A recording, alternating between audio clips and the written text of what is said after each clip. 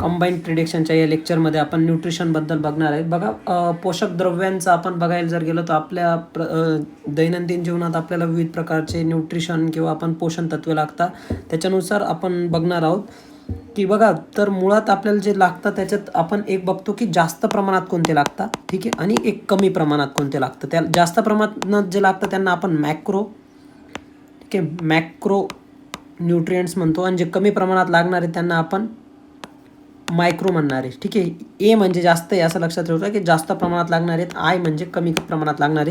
तर असे दोन टाईप पडतात. मग मॅक्रो न्यूट्रिएंट्समध्ये जे टाईप पडतात ते आपल्याला बघायचे. एक कार्बोहायड्रेट्स, त्यालाच आपण कार्बोदके म्हणतो, प्रोटीन्स, प्रथिने, आणि लास्ट वन फॅट्स.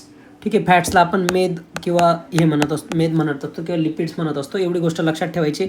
आणि मायक्रोमध्ये जे लागणार आहेत मित्रांनो, त्याच्यात आपण बघा व्हिटॅमिन्स आणि मिनरल्स, ठीक आहे, म्हणजे जीवनसत्व आणि जे क्षार किंवा खनिजं, हे प्रकार आपल्याला, हे तर ब्रॉडर लेवलचे टाईप झाले, हे आपल्याला लक्षात आलं पाहिजे. त्याच्यातला आपण पहिला टॉपिक बघू. याच्यात पण आपल्याला MCQ बनू शकतो की खालीलपैकी कोणते मॅक्रो नाही आहेत किंवा कोणते आहेत, असा काहीतरी ऑड वन आउटचा प्रश्न विचारला जाऊ शकतो. चला आपण पुढे बघू मग आता.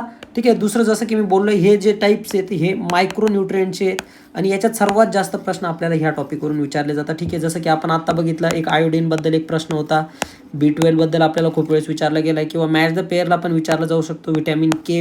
त्याच्यानंतर 2023 कंबाईनच्या ज्या पेपरला व्हिटॅमिन ई, अँटीऑक्सिडंट, अशा टॉपिकवर प्रश्न विचारला गेला आहे. म्हणजे आपण एक ओव्हरऑल बघू की कुठे कुठे प्रश्न विचारला जातो. बघा, व्हिटॅमिन के, ए, डी, सी आणि B12. ठीक आहे, तर हे एवढे जेवढे व्हिटॅमिन्स मी दाखवलेले, एवढ्यांवरच आपल्याला प्रश्न विचारला जातो.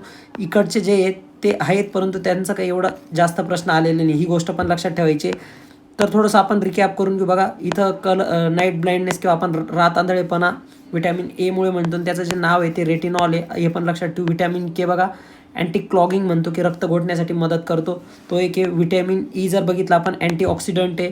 ठीक आहे, नंतर बघा B12 लक्षात ठेवू शकतो, किंवा आपण याला बी कॉम्प्लेक्स पण म्हणतो, आणि DC. ठीक आहे, आपण ज्यावेळेस व्हिटॅमिन बघू त्यावेळेस प्रत्येकाचं थोडंसं बघून घेऊ आपण. पण स्नॅपशॉटमध्ये आपण हे लक्षात ठेवायचं की आपल्याला A, K, E, D, C, B12 एवढेच विटॅमिनचा अभ्यास करायचा आहे. ठीक आहे, त्याच्यानंतर बघा आपण सर्वात प्रथम आता कार्बोहायड्रेट्स बघू किंवा कार्बोदके. ठीक आहे, कार्बोदक्यांबद्दल माहिती बघू. 2024ची जी 25ची जी राज्यसेवेचा पेपर झाला आहे, त्यामध्ये आपल्याला मॅच द पेअरमध्ये हे कार्बोहायड्रेट्सबद्दल विचारलं गेलेलं आहे, त्याबद्दल आपण एक पुढे बघूच. ठीक आहे, आता कार्बोहायड्रेट्स म्हणजे काय बघा, कार्बन, हायड्रोजन आणि ऑक्सिजन यांचं कॉम्बिनेशन एखाद्या घटकात आहे, किंवा यांच्या ज्यापासून पदार्थ बनलेला असतो त्याला आपण कार्बोहायड्रेट म्हणणार आहे. त्याच्यामध्ये मेनली कार्बन असतो, हायड्रोजन, ऑक्सिजन. ठीक आहे, आणि हा जो कंटेंट असतो हा मेनली शुगर म्हणून किंवा शर्करा, ठीक आहे, शर्करा म्हणून सुद्धा आपण त्याला ओळखतो. हे कार्बोदके. आणि कार्बोदक्यांमध्ये जर एखादा मेन घटक जर बघायचं ठरवलं तर तो शर्करा असतो, शुगर असते. ही गोष्ट आपल्याला बघायची आहे. त्याच्यात बघा की जे आपण जे फूड डायजेस्ट करतो ते डायरेक्टली डायजेस्ट नाही होत. ठीक आहे, त्याला आपल्याला कॉम्प्लेक्स टू सिम्पल फॉर्ममध्ये घ्यावं लागतं. ठीक आहे, सिम्पल फॉर्ममध्ये, आणि मग ते डायजेशनला आपल्याला हेल्प करत असतं. ती गोष्ट आपल्याला बघायची. तर मग आपण कार्बोहायड्रेटचेच आज टाईप बघू. ठीक आहे, तर त्याचे मेनली 3 टाईप्स आहेत. 3 टाईप्समध्येच आपण बघू. एक मोनोसॅकॅराइड्स, ठीक आहे, त्याच्यानंतर एक डायसॅकॅराइड आणि एक पॉलिसॅकॅराइड. ठीक आहे, मोनो म्हणजे एकच शुगरचं रेणू असेल त्याच्यात, एक शर्करीय म्हणतात तिला. नंतर मराठीत द्विशर्करीय, डायसॅकॅराइड, आणि पॉलिसॅकॅराइड म्हणजे जास्त, 2 पे. ठीक आहे, यामध्ये आपण जर बघायला गेलो तर बघा, यात साखरेचा एकच रेणू असतो. ठीक आहे, ही गोष्ट लक्षात ठेवायची की साखरेचा एक मॉलिक्यूल राहणार इथं. ठीक आहे, मॉलिक्यूल एक राहणार आहे, आणि ही सिम्पलेस्ट फॉर्म ऑफ शुगर राहणार आहे. ही गोष्ट आपल्याला लक्षात ठेवायची. जे आपण फूड डायजेस्ट करतो त्या फूड डायजेशनचं म्हणजे ज्या पॉलिसॅकॅराइड किंवा डायसॅकॅराइड राहणार आहेत, याचं ब्रेकडाऊन करून हे सिम्पलेस्ट शुगर म्हणजे मोनोसॅकॅराइडमध्ये केलं जातं, आणि तीच आपण मोस्टली कॉमन आपल्या यूजसाठी किंवा कॉमन शुगर म्हणून सुद्धा ती वापरली जाते. ही गोष्ट लक्षात ठेवायची. मग त्यात कोणकोणते येतात, एक तर ग्लुकोज लक्षात ठेवायची, फ्रुक्टोज लक्षात ठेवायची.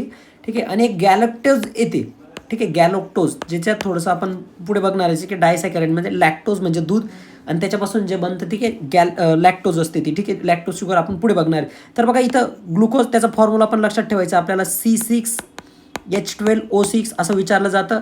आणि काही वेळेस काय करतं, केमिस्ट्रीच्या अँगलने एक प्रश्न विचारला की मग याच्यात कार्बनचं कंटेंट किती आहे किंवा किती %, तो पण एक प्रश्न आपल्याला विचारला जातं. तर ते पण आपण लक्षात ठेवायचं की मग आपल्याला याचा ॲटॉमिक नंबर माहिती असला पाहिजे, म्हणजे 12 × 1 प्लस जे की 6 × याचं काय ॲटॉमिक नंबर, त्याच्यानंतर 6 × 8 याचा ॲटॉमिक नंबर, आणि यांचे सर्वांचे ॲडिशन करून जो नंबर येईल तो डिव्हिडेशनला घ्यायचा आणि त्याचं पर्सेंट किती आहे. सपोज 12 × 1 हायड्रोजन आहे, अशाने त्याचा एक आपण आन्सर काढत असतो, जो की 2022च्याच राज्यसेवेला हा प्रश्न आलेला आहे जर आपण बघणार तर. ठीक आहे, तर ह्या बघा मोनोसॅकराइडच्या 2 टाईप आहे, ग्लुकोज आणि फ्रुक्टोज. हे आपल्याला मॅच द पेअरला आलेले आहे, हे लक्षात ठेवायचे. त्याच्यानंतर बघा डायसॅकराइडमध्ये जर बघायला गेलो तर बघा 2 साखरेचे रेणू असतात. त्याच्यात आपल्याला उदाहरणं लक्षात ठेवायची, माल्टोज, लॅक्टोज आणि सुक्रोज. ठीक आहे, ही गोष्ट लक्षात ठेवायची. या तिघांमध्ये एक ग्लुकोज एक कॉमन राहणार आहे. ठीक आहे, ग्लुकोज हे कॉमन राहणार आहे, ही गोष्ट आपण लक्षात ठेवायची. त्याच्यानंतर बघा डायसॅकराइडचं आपण जर बघायला गेलो त्याच्यात काय असतं, माल्टोज कोणती असते. ठीक आहे, मुळात तर एक ग्लुकोज कॉमन असणार आहे, मी तुम्हाला बोललो. सुक्रोज जर विचार करायला गेलो तर फ्रुक्टोज.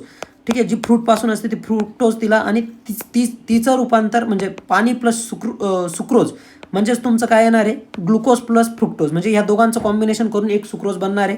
त्याच्यानंतर बघा माल्टोजचं बघायला गेलो तर ग्लुकोज प्लस ग्लुकोज. ठीक आहे, म्हणजे माल्टोज जी राहणार आहे ती ग्लुकोज प्लस ग्लुकोजचं कॉम्बिनेशन राहणार, ही गोष्ट लक्षात ठेवायची. नंतर सुक्रोज जी राहणार आहे ती ग्लुकोज प्लस फ्रुक्टोज, म्हणजे ग्लुकोज एक कॉमन राहणार आहे, ही गोष्ट लक्षात ठेवायची. कारण सर्वात जास्त शर्करा ही ग्लुकोजच्याच फॉर्ममध्ये आपल्याला जे निसर्गात आढळते. त्याच्यानंतर लास्ट वन जर बघितलं तर लॅक्टोज आहे. ठीक आहे, लॅक्टोजमध्ये बघा काय असतं, तर एक गॅलेक्टोज एक असणार आहे जो मोनोसॅकराइडचा टाईप आहे, आणि ग्लुकोज तर कॉमन असणार आहे. ठीक आहे, तर ह्या प्रकारे आपल्याला डायसॅकराइड बघायला मिळतात. आणि लास्ट वन जर बघायला गेलो आपण पॉलिसॅकराइड, तर पॉलिसॅकराइडमध्ये 2पेक्षा अधिक काय असणार आहेत, तर आपले जे रेणू असणारे साखरेचे ते राहणार आहेत. ठीक आहे, आणि त्याच्यात आपल्याला 2 घटक बघायचे पॉलिसॅकराइडचे, आणि त्याच्यावरच आपल्याला प्रश्न विचारला जाणार आहे. तेच गोष्ट आपण लक्षात ठेवणार आहे, एक तर स्टार्च आणि एक ग्लायकोजन. बघा ज्यावेळेस वनस्पतींमध्ये एक्स्ट्रा अमाऊंटमध्ये साखर जी साठवली जाते ती स्टार्चच्या फॉर्ममध्ये साठवली जाते, ही गोष्ट लक्षात ठेवायची. आणि जे प्राण्यांमध्ये असतं ते ग्लायकोजन. म्हणजे जर विचारलं आपल्याला ग्लायकोजन कोणात असतो, बघा CAPFला विचारला गेला हा प्रश्न, आणि खूप वेळेस असं बघण्यात आलं आहे CAPF, CDS किंवा NDAचे जे सायन्सचे क्वेश्चन आहे बाकी सब्जेक्टचे नाही, ते आपल्याला कंबाईन आणि राज्यसेवेला रिफ्लेक्ट होताना दिसतात. तर ही गोष्ट लक्षात ठेवायची. हा प्रश्न विचारला गेला आहे ऑलरेडी, CAPFचा फेवरेट पॅटर्न आहे हा, स्टार्च आणि दोघांवर विचारला गेला आहे. तर बघा एक्स्ट्रा अमाऊंटमध्ये जे फूड राहणार आहे ते स्टोरेज ग्लायकोजनच्या फॉर्ममध्ये प्राण्यांमध्ये होणार आहे, ही गोष्ट लक्षात ठेवायची आहे. बघा, आणि जर सपोज ग्लायकोजन स्टोअर झालेलं आहे तर त्याचं ग्लायकोजन याचं ब्रेकडाऊन करून मोनोसॅकराइडमध्ये केलं जातं आणि त्याला आपण डायजेस्ट करतो, ही गोष्ट लक्षात ठेवायची. डायजेस्ट म्हणजे की सेलसाठी वापरलं जातं. ठीक आहे, याचं तुम्ही समजून घ्यायचं आहे. आपण शॉर्टमध्ये बघतोय त्याच्यामुळे वरवर आपण प्रत्येक गोष्टीचा अंदाज घ्यायचा प्रयत्न करू. त्याच्यानंतर बघा स्टार्च, वनस्पतींमध्ये एक्स्ट्रा अमाऊंटमध्ये जे फूड असणार आहे ते स्टार्चच्या स्वरूपात असणार आहे. मग स्टार्चमधून ते परत आपण जर सेलसाठी वापरणार आहे तर त्याचं आपण मोनोसॅकराइडमध्ये म्हणजे ग्लुकोजमध्ये कन्व्हर्जन करणार, ब्रेकडाऊन करणार, त्याचं कन्व्हर्जन म्हणजे ब्रेकडाऊन, आणि त्याला वापरणारे. एवढ्या गोष्टी आपल्याला कार्बोहायड्रेट्सशी रिलेटेड लक्षात ठेवायचे. याच्यानंतरच्या पार्टमध्ये आपण प्रोटीन आणि फॅट्स बघू, आणि नंतर आपण सर्व व्हिटॅमिन एका व्हिडिओमध्ये बघू. धन्यवाद.